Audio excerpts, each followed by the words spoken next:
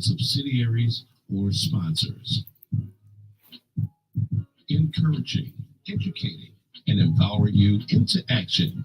This is Warriors Talk with your host, Lady ReShell. Hello, hello. Welcome to Warriors Talk with author and founder Lady ReShell, where we move away from awareness towards action. It's Health and Wellness Monday, and our topic for today is health issues men should not ignore. We are live on Intellectual Radio. We just heard from the Drive at 5 with Roman. Keep it locked right here on Intellectual Radio and allow us to feed your brain. On the last episode of Warriors Talk, Rosala and I discussed the consequences of ignoring red flags, part 2. Head on over to YouTube and type in Intellectual Radio. Stay connected for any episodes you may have missed. The quote of the day is, recognizing and preventing men's health problem is not just a man's issue. Because of its impact on wives, mothers, daughters, and sisters, men's health issues is truly a family issue. And here is your trending topic for today. Today is Juneteenth. The holiday's origin story began in Galveston, Texas, which was the westmost area of the Union in 1865, when enslaved African Americans there were told of their emancipation 2 years later than it was announced. June 19, 1965, they had technically already been freed prior to President Abraham Lincoln issued an Emancipation Proclamation on January the 1st, 1863. Slaveholders in Texas had kept the information from the slaves, extending a period of violence and exploitation of enslaved African Americans. The following year in 1866, that is, a celebration was had in Texas, the first Juneteenth observance to recognize freedom from slavery in the U.S. So that is your trending topic for today. Joining us today is not a stranger to Warriors Talk.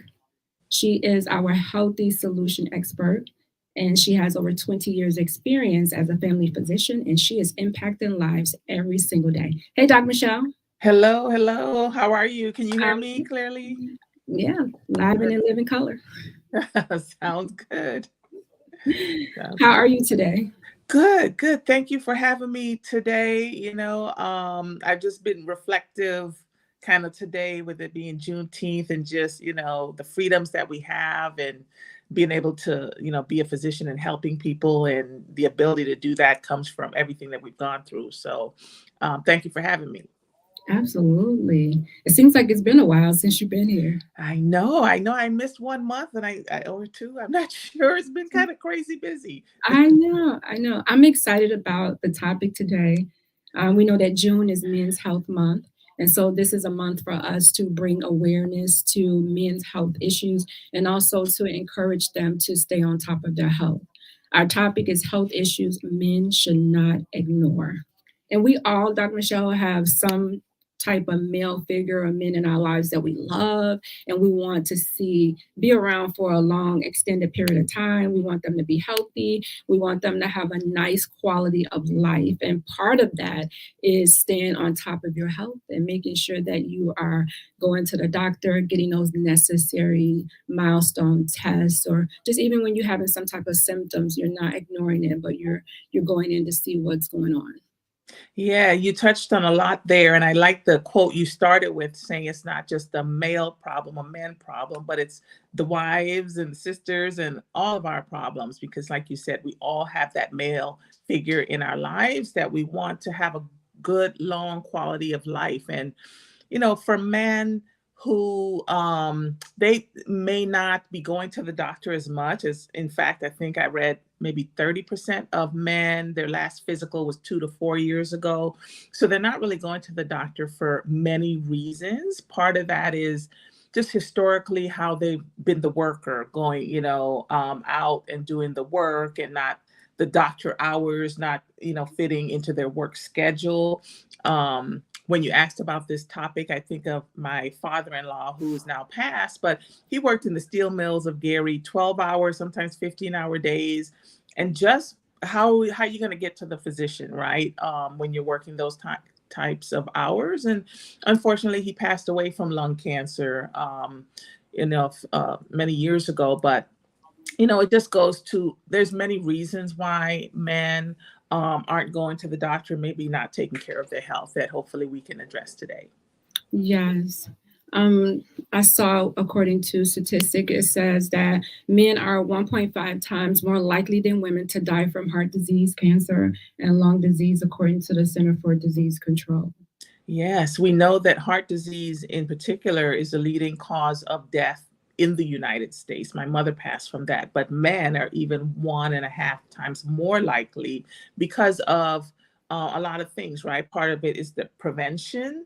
Part of it is, if you have it, are you going to the doctor to treat it effectively, right? So you don't get all the complications that come from high blood pressure, heart disease, developing cancer, and all of that. So it's really important that this month and every month that we sort of focus on this and help the men in our lives to sort of stay healthy, get to the doctor, and address those things. Yes. On average, men die 5 years earlier than women. Yeah, the life expectancy for men always sort of lags behind women. We know that, again, there's a multitude of reasons. There's over 50% of men have hypertension, right, which is the precursor to heart disease for many. That over 60% of men are overweight or obese, which then leads to other medical issues. And so we know, prostate cancer being the leading cancer in men, and the second leading cause of death. And so there's a multitude of factors, from lifestyle to early detection and treatment, to when they get a certain disease, as I mentioned, are they managing that in an effective way, and really we always talk about lifestyle on your show, that really is how we, from the time you're 18 to the time you're 75, 80, how you can help, prevent and treat a lot of medical conditions. Yes. So one of the questions that I had was, why do men avoid going to the doctor? Yeah, right. I think if we think, I'll talk historically about women, right? So early in our lives, we're going to the doctor for a number of reasons, right? When you're becoming a young woman, you want for gynecological health, if that's family planning, other things sort of drive us to the doctor. Whereas for men, sometimes there's not that, oh, I need to go to have this, family planning visit or birth control or things like that. So I think for women, we start early, sort of, this is what we do on an annual basis. And then, as we mentioned, for men, work. For men, they don't necessarily prioritize their health. They're thinking about the other things they have to do, right? Beyond the 9-to-5 job, and then the other responsibilities. And for women, it's just been sort of a priority for us. Men tend to sometimes wait until they have a symptom before they will go to the doctor, and sometimes they're not even thinking about it, right? They don't go. They're afraid to find out what could be going on. So there's a lot of underlying reasons for that. Yeah, my number one was the fear. Right. Yes, as I said, they're afraid to find out what could be going on. And I think women have that same fear, but I think, certain things, like maybe you may be pregnant, or you may be having like female issues, something may be going on to where you really can't not go. So we end up going whether we're afraid to go or not. Right. And some studies, I think it was on the CDC website, showed that women tend to have a little bit higher health literacy than men. So they sort of understand how that 1 + 1 could equal 2, and why it's important to know these things early. But yeah, there is a fear. I've had many patients who tell me, right, oh, I don't have any medical problems. Well, when did you go to the doctor last? It was 5 to 10 years ago, right? So, but then I come in and then I start doing tests and doing a workup and just the annual labs that we do. And we find things. And sometimes we find things at a progressed state because that fear has stopped someone from going to the doctor. And she's right, Malia.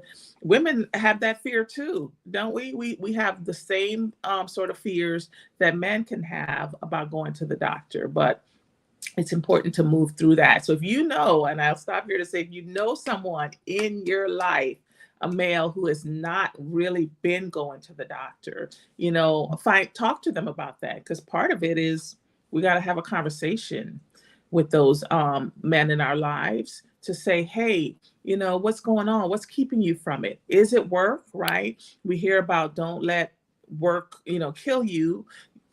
Take that time off. All jobs, many jobs should be giving you some time, for that doctor's visit.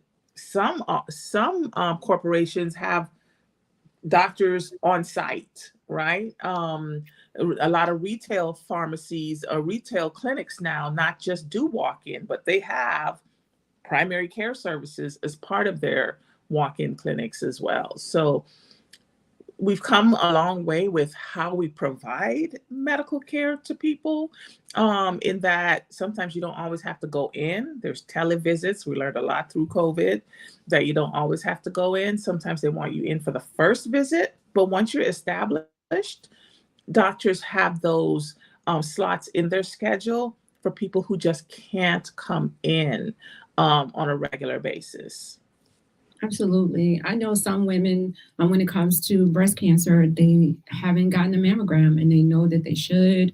They just, the fear of, I don't even want to know. They don't know what's Yes. going on. And that's my Yeah. number two. It's the same thing. Women, we fear the same thing. They worry about having a bad diagnosis or a bad outcome if they do go. Right, because part of that is we know that certain things run in the family, right? So we know if dad or granddad died of a massive heart attack or had prostate cancer, sometimes that is a concern. Like, if I don't go and find out, then maybe I don't have it, right? But we know, as I said, fear is never a cure for anything. And so we have to sort of work through that and know that if there is a bad diagnosis, we can get a better outcome if we catch it early.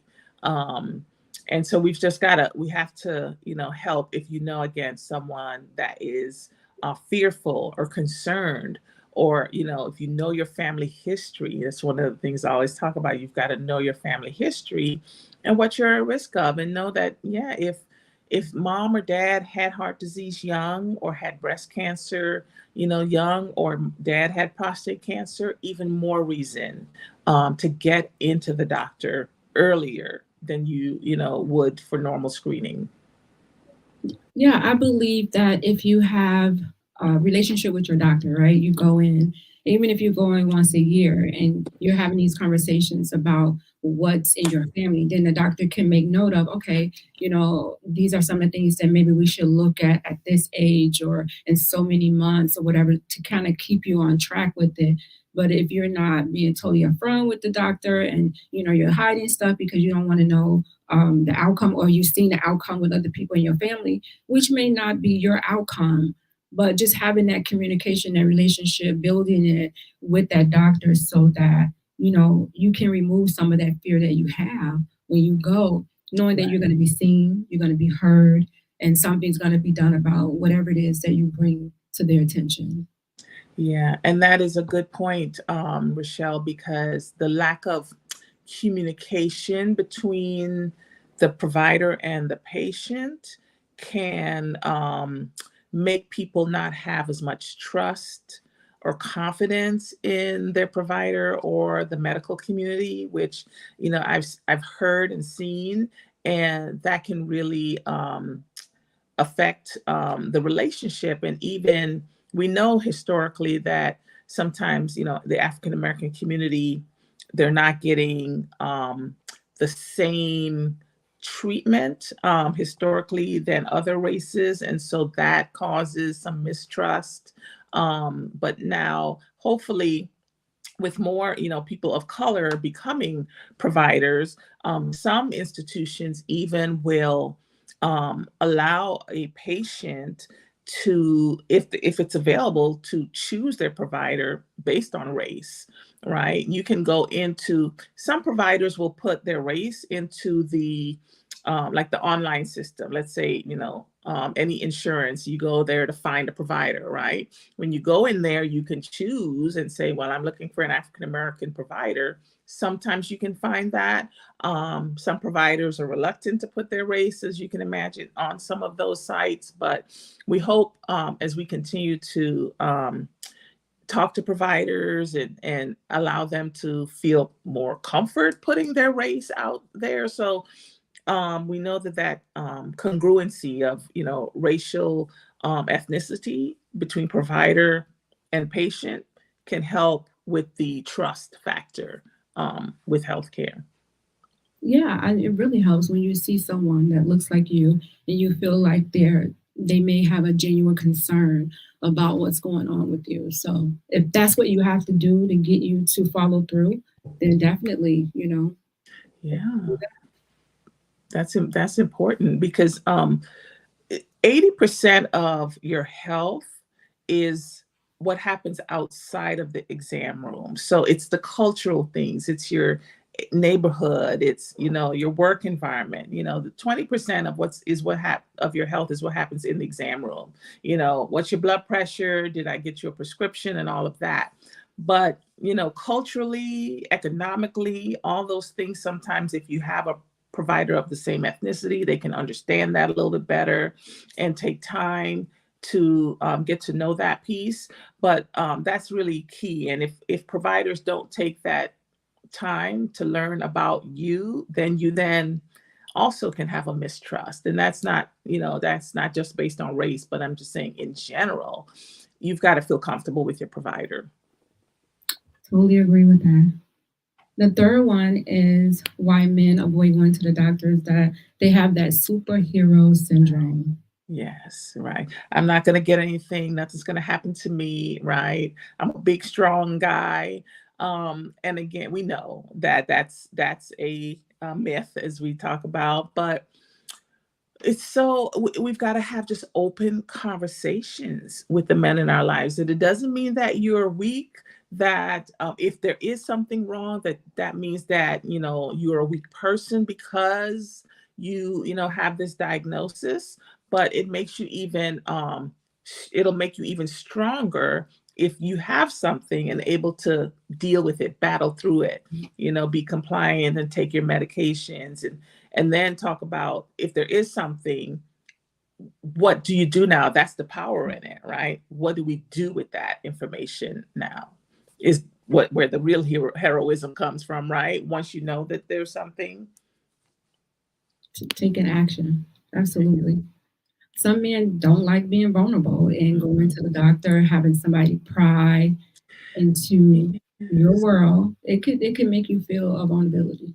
Absolutely. And again, that's men and women, right? Even as a provider, as a physician, I hate being on the other side of being a patient, right? Because you have to be vulnerable. You've got to let some of that down. You've got to tell someone about sometimes the most personal parts of your life, right? And that can be very intimidating for people, especially for men, if they're having erectile dysfunction or they're having an issue that's real personal.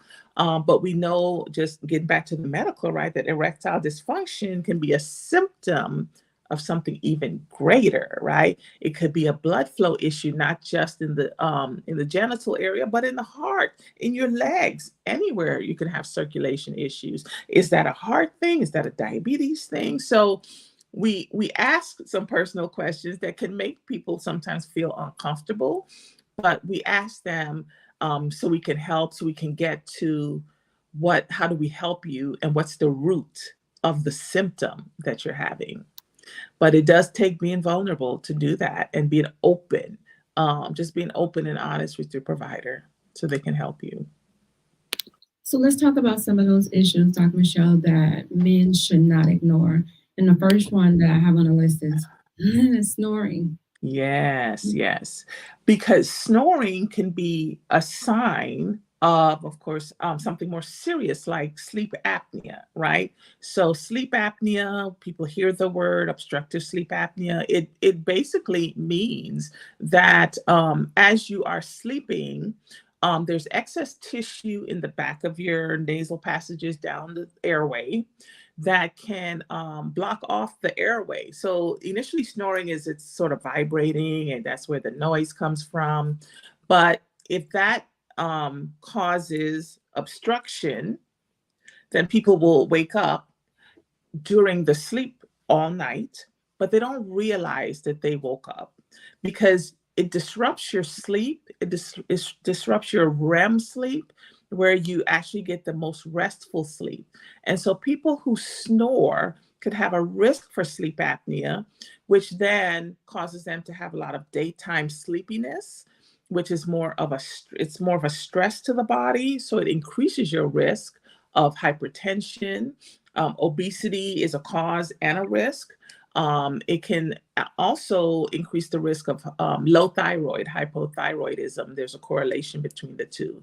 But we shouldn't think that snoring is just snoring. It could be that you don't have sleep apnea, but it could be a signal of something more serious that needs to be addressed. So how do you know? I mean, if somebody is snoring and this is something that's common, like, oh, they always snore. But when do you get concerned about this doesn't sound healthy? Right. So the other parts around that is to get a good history, right? So if someone is a snorer, do you feel tired a lot during the day? Do you, when you sit down, you could fall asleep in 5 minutes, right? Which a lot of us have some chronic fatigue, but so that is it. Are you obese? Do you have hypertension? Right. So if you put it all together, then a provider would be more concerned and want to check a sleep study, which now, depending on your insurance, we can do sleep studies in your home.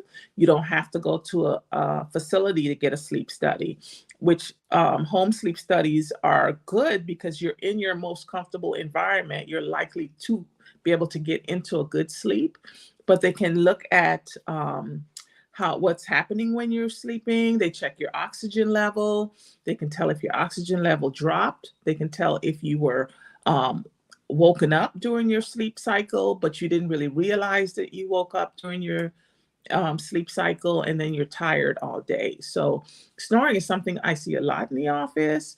And then we've got to do those other historical questions to understand, is there something more serious going on? But not to be ignored. It kind of reminds me of the sleep apnea, like a heart monitor, where you go home with it, and I mean, it's just normal. It just records the activities of what's happening during the day, and then they're able to download that and read it and tell you exactly what was going on, and be like, what was you doing at this time? Like, why was it elevated at this time? So yeah, the great thing, sometimes I'll see sleep apnea sleep study results, and it'll say this patient woke up 50 times during the night. And that just means that instead of getting into your good REM sleep, that you woke up. You were at the point where you were actually alert.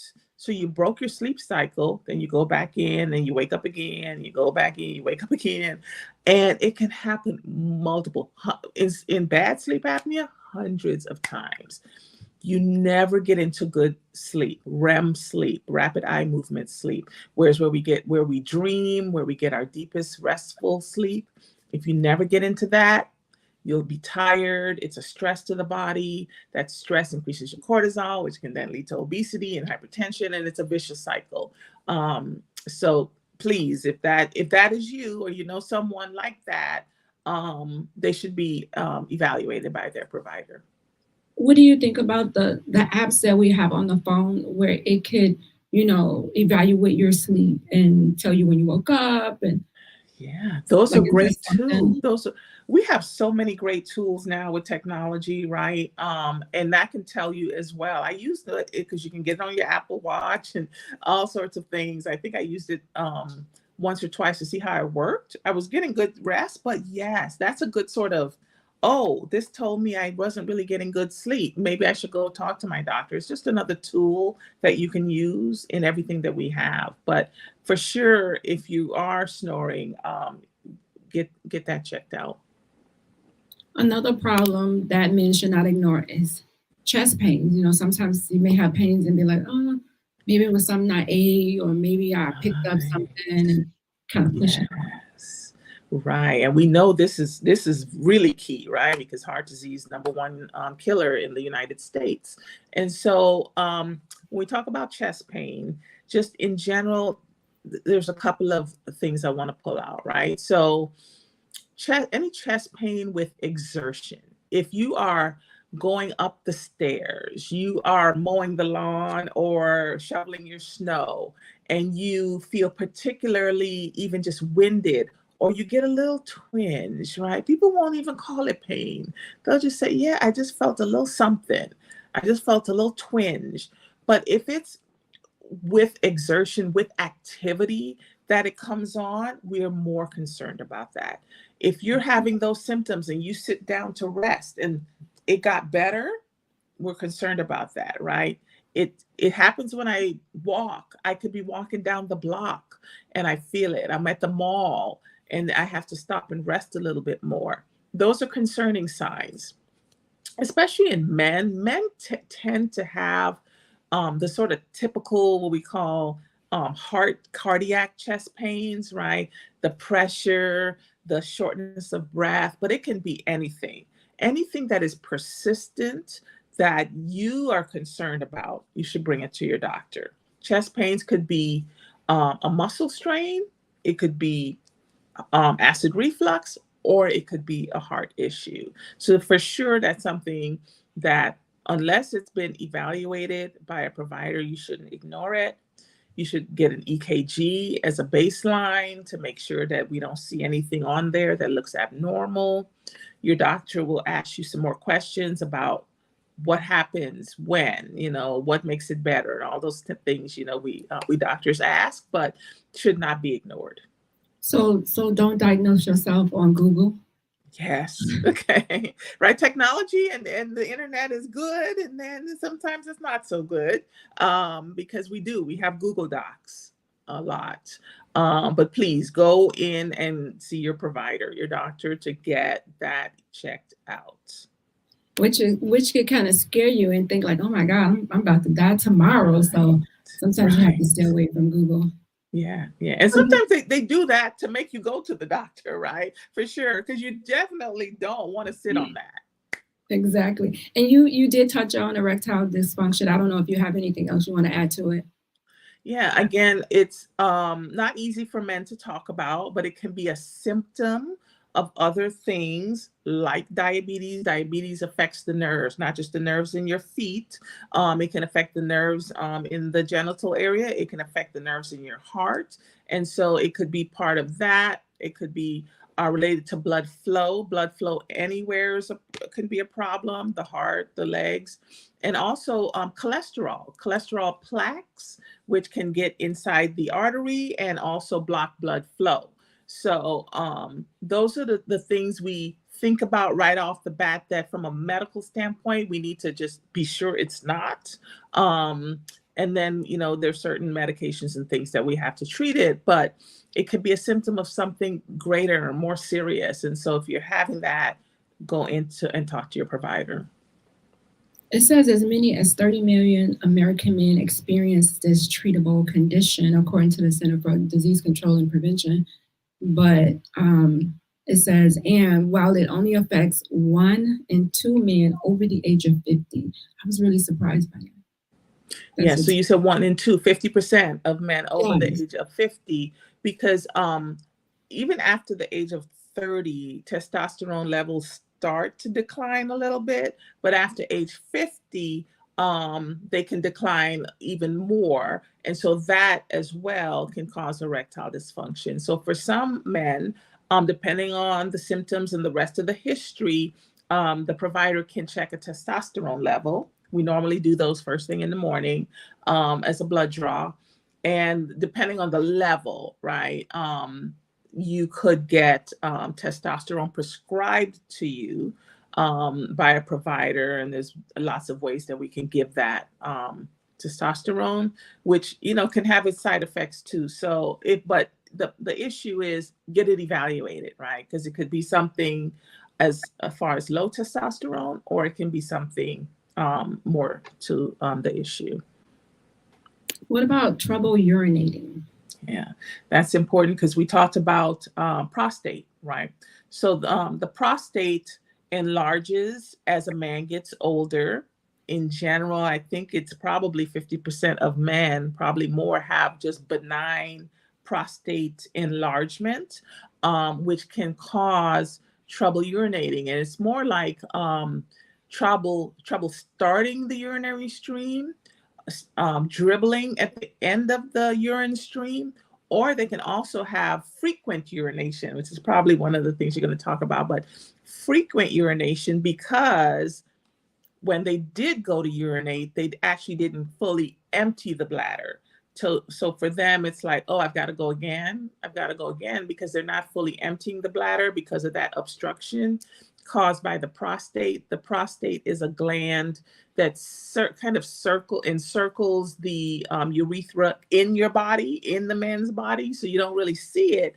But if it's enlarged, it could be pressing on the urethra, and now urine can't leave easily.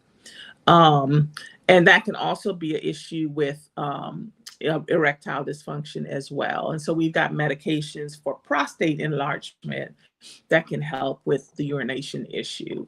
I think trouble urinating, that sometimes will bring a patient in, right? Because that's serious to them, right? They will come in and say that to me, even before the dribbling at the end of the stream, because that concerns them a lot. But that can be a sign of prostate enlargement, and it could just be what we call benign prostate enlargement. It doesn't have to be cancer, but we certainly look at that as well when we see an enlarged prostate. Mm-hmm. Is it anything over the counter for prostate testing? For prostate testing, I don't believe there's any over-the-counter test for that. So we do a blood test that checks for a PSA level. That is what we call the gold standard test for prostate enlargement. And if that PSA level is high, then we do some other tests. We might check an ultrasound and do some other things to look at the prostate. There are some herbal things, saw palmetto, that in some studies they think can help with prostate health. And, herbal nutritional supplements are not FDA regulated, but there is some thought that can help. But as far as I'm aware, no over-the-counter prostate test that's FDA approved. That's a lab test that we do in the office. So it starts with the blood test, and then if they suspect anything, then they'll just order more tests. And what was the name of the herbal supplement that you mentioned? It's SAW, S-A-W, palmetto, P-A-L-M-E-T-T-O, saw palmetto, 2 words, that can help the prostate. And then we also in the office would check a urine and other things to be sure that everything else is good, because trouble urinating can also be a sign of a urinary tract infection as well. Awesome. That was good information. Number 5, skin spots. Skin spots. Skin cancer is actually the most common cancer in general, but in men as well. And it's important that even African Americans can get skin cancer. Okay, it is not just a Caucasian disease. Say it again. We need to use our sunscreen. We need to use our sunscreen. I use it when I'm out in the sun all the time, right? Yeah. So our melanin is somewhat of a protective factor, but we can get, and I've seen it myself in my office. So please, if you are noticing any sort of unusual new spots, right? As we age, we can sometimes get more moles. We can get sort of benign age spots, but there are certain spots that can concern a dermatologist or a provider. Sometimes if it's real irregular looking, like part of it looks darker than other parts, or it seems to be getting larger across your skin, right? It sort of just seems to be getting any larger, but any change in any spots that's been on your body for a long time and you look at it again and you're like, oh, that looks different, get that checked out, especially if it's on those highly sun exposed areas, right? Because we tend to not use sunscreen as African Americans, but the cancer does not discriminate. Sure doesn't. Number 6. Oh boy. Men tend to ignore being depressed.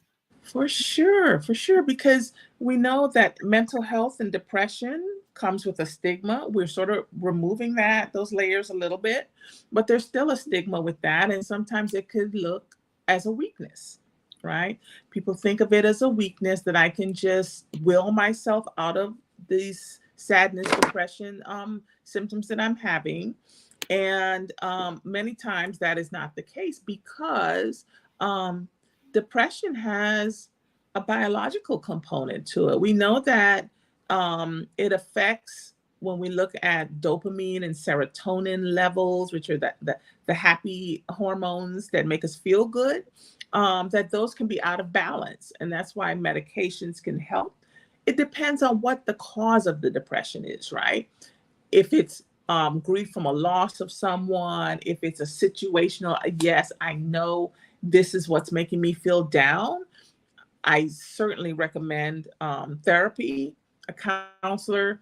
Men are not very open sometimes to talking to a therapist, but as I tell patients and anyone who will listen, right, we should all have a therapist, right? There's nothing wrong with that. Just navigating life can be very stressful for people. But for depression, specifically mental health in our young men and older men, it's a stigma. Yes, as Angela said, it's a stigma, and no one wants to talk about it because for men especially, they see it as a weakness, right? I'm a tough guy. I work, I go to work, I do this, I do that, and I don't need to talk about my feelings.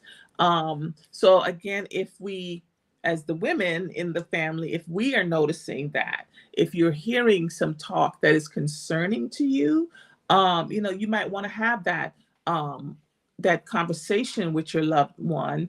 If they're open and they trust you, you're the first person that can have that conversation with them, that before even they get to a provider or a therapist, you can just say, hey, I heard you say so-and-so, or you seem down today, what's going on, and sometimes when a patient comes in, if they're looking sad to me, I will just say, hey, you look kind of down and sad today. What's going on?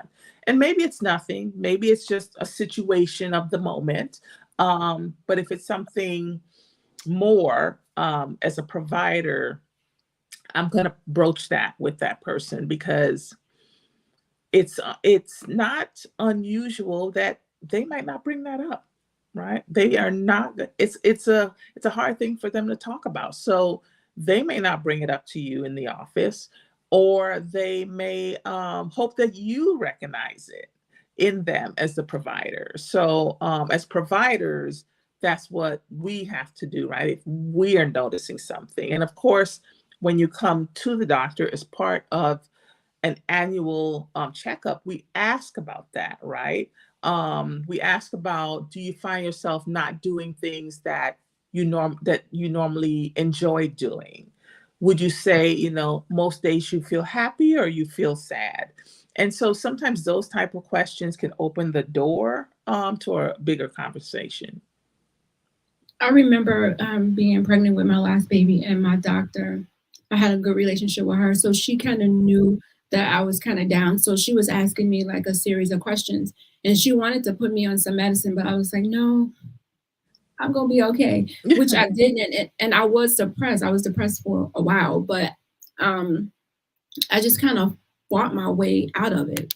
And thank God that I was able to do that. But if I was really thinking about it, getting some help probably would have been easier for me to deal with and less stressful on me, because it was stressful on me to try to deal with it and hide it from everybody and not want everybody to notice it, because you don't want to feel like you're weak or something's wrong with you, like you're broken because you're having these feelings of, being depressed. So yeah. And even for women, as you said, especially pregnant women and postpartum women, we always are asking those questions because the hormones are in such flux anyway, that it's important to ask those questions. But yeah, and Angela mentioned therapy at a young age for kids. That we're off the men for a second, but yes, that is so, there's so many influences now that people like me, when I was a child in the 70s and 80s, didn't have to deal with, right? So we didn't have to worry about the peer pressure on social media of people across the country, the world, saying things to you and about you. And so it's important. And even kids going through the COVID pandemic and what that has done to them. So make it for kids, just a quick aside, for kids, make it the norm. Ask them how they're feeling. If you as a parent notice that they're not seeming, happy, or they seem down, then you bring it up. And sometimes it's even, they may say I'm fine, but if you still feel it, then you get them to a therapist. Let the therapist work that out, right? Because it's sometimes with the parent and the child, it can be difficult. And don't ignore them if they say they need help. Don't look at them and be like, oh, you all right, you ain't crazy, go in your room, listen to some music or something. Sometimes we can kind of like brush it under the rug, or make it seem like it's not as important. If they say it out of their mouth, then go with that, whether you feel like they need it or not. Yes, You yes. just never know.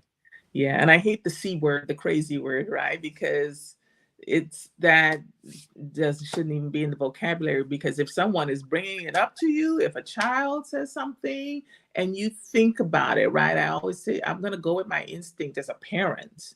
Then you follow that through. And so, for men, just getting back to that, is they're not really going to talk about it. They're not necessarily going to bring it up to you. So as the spouse, the mother, the auntie, whoever we are in that man's life, if you are noticing it, just bring it up, and just in conversation or whatever, however you're interacting with that person. Hey, you've been seeming kind of down lately, or you seem stressed, or what can I do to help?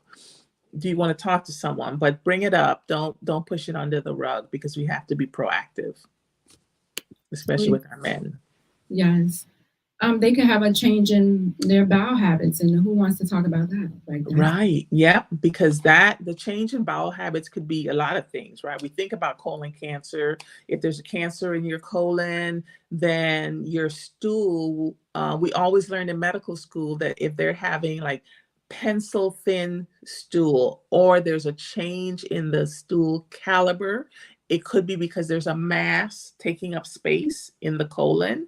But change in bowel habits could be a lot of things, from diverticular disease. It could be Crohn's. There's inflammatory bowel diseases that, left unchecked, can cause other situations like colon cancer.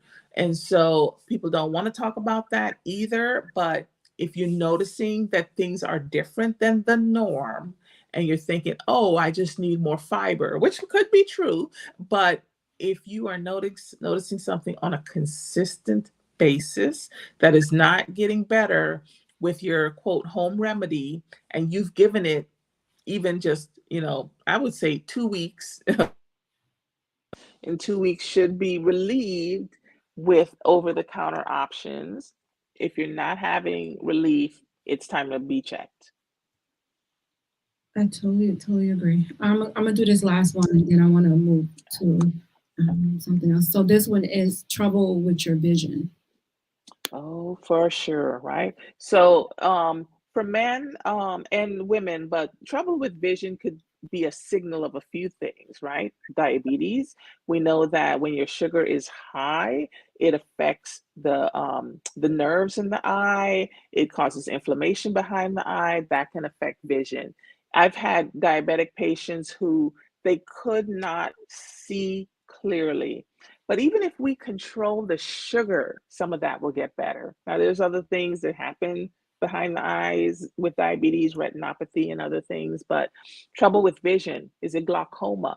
Is it cataracts, right? As we're getting older, these are treatable things, right? No one should be going blind from any of these conditions if they're treated, if you have access to medical care. We can treat these things early, and so that's part of the take home with any of this is no one should be getting any of these diseases in their advanced stages, right? Because if you're going to the doctor on an annual basis to get your eyes checked, to check your blood pressure, get your blood work, we talk about all the time, we should be catching things early. We should be catching it early. Totally agree. Angela said yes, it does for type diabetic type 2. So I want to talk about really quickly because we're going to Yes. wrap things up. How do you convince your man to go to the doctor and get a checkup? So the first one that I have is approach the topic with love and concern.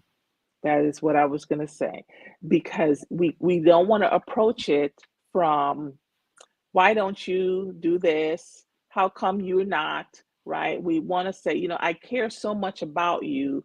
I'm concerned um, that, your weight is up or you could have high blood pressure. You're so stressed, So you approach it from love and concern on what that particular issue is and why you want them to get checked out, right? It could be if their family member had something or you don't want to lose them, you have plans to travel and do things. You want to put it in the positive, and come from a place of love.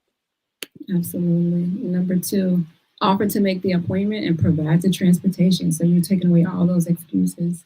Yes, take away the excuses and the barriers, especially for men who may be busy doing whatever it is that they're doing. We're busy too, but if that's the excuse that I'm working all day and I can't get to time to call because of whatever kind of work they do, right? There's some jobs you can't get a moment to make that call during the 9 to 5 hours, and so let's do that. Let's make the appointment. Let's take them to the provider and provide transportation.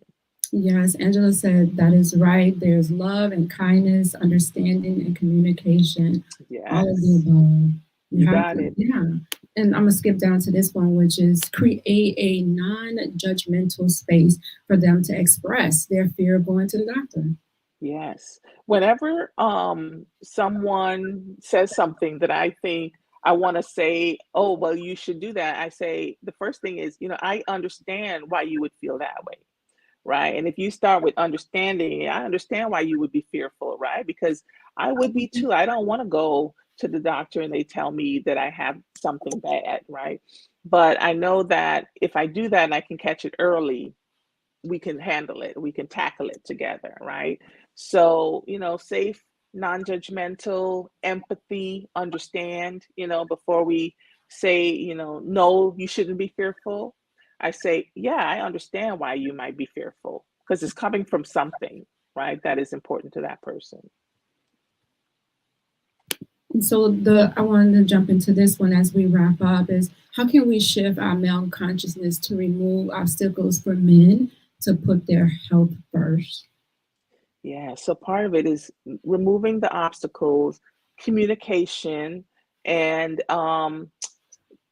understanding. They've got to understand what they can do because men, from that standpoint, they want to feel that they have control or power to take care of something, right? Men are providers, and they don't want someone to have to provide for them in their health, if that makes sense. But it's really an understanding with the men, right? To um, help them, see that for them to be able to do the things that they want to do, they have to, be healthy, remove the obstacles like we talked about, right? What's the barrier? Is it fear? And is it physically I can't get there because of, my work schedule? Is it embarrassment, right? And it's really having conversations, having the providers be proactive when they do see a a person, a male in the office, because men will go in for acute things, right? I'm sick, I cut my finger, they'll go in. But when they go in for that, that's our opportunity to have a conversation with them about the other things. Now, as we wrap up, Dr. Michelle can be reached on Facebook, Dr. Michelle's Healthy Life Solutions. For any speaking engagements that you may have, it could be at a church, it could be at a school, community event, reach out to her on Facebook. And you already know what she can do because she brings and drops the gems and she educates us every single month as it relates to health and wellness. And she has 20 plus years behind her name. So, Dr. Michelle, give us some words of wisdom as it relates to health issues and what men should not ignore. Yes. So as men are listening, or the spouses or the women in their lives are listening, the gem is, if we notice something, if we think that our loved one is not getting to the provider, getting to the doctor to manage their health, communicate with them from a place of love, right? Because there may have a fear, it may be a physical barrier. There's something that has been a barrier to them going in and taking care of their health. And maybe it's a health literacy. They don't know what to do, right? We didn't really touch on lifestyle a lot, and really, quitting smoking, not drinking, eating healthier, all those things. But I think that the important piece when we talk about helping the men in our lives to be healthier, it's come from a place of love and communication, and helping them to understand that, we want them to live long, productive, quality lives. Awesome. Thank you so much, Dr. Michelle, for consistently educating us when it comes to health and wellness. My pleasure. My pleasure. Always good to be here with you. Yes, thank you. Coming up next at 7 p.m. on Intellectual Radio is The People Show with Mark Wallace and Charles Thomas. So stay tuned. Don't go anywhere. I'll leave you with these words of wisdom. A man's health can be judged by which he takes two at a time, pills or stairs. Join me next Monday, that is, at 6 p.m. on Intellectual Radio. As always, thank you for tuning in to Warriors Talk with author and founder Lady ReShell, as we change lives one warrior at a time. Thank you for listening to this week's edition of Warriors Talk with Lady ReShell. To find out more about Warriors Talk, follow at Warriors Talk, the number 1, on all social media outlets, and Warriors Talk with Lady ReShell on YouTube. Please join us next week and every Monday evening at 6 p.m. Central Standard Time on intellectualradio.com for Warriors Talk with Lady ReShell, where we encourage, educate, and empower you into action.